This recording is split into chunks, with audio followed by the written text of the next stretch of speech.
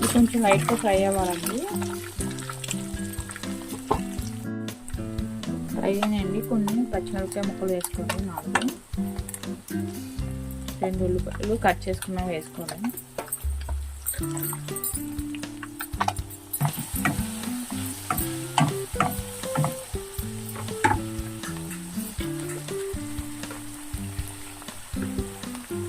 టేస్ట్కి సరిపడా సాల్ట్ వేసుకోండి ఇందులో.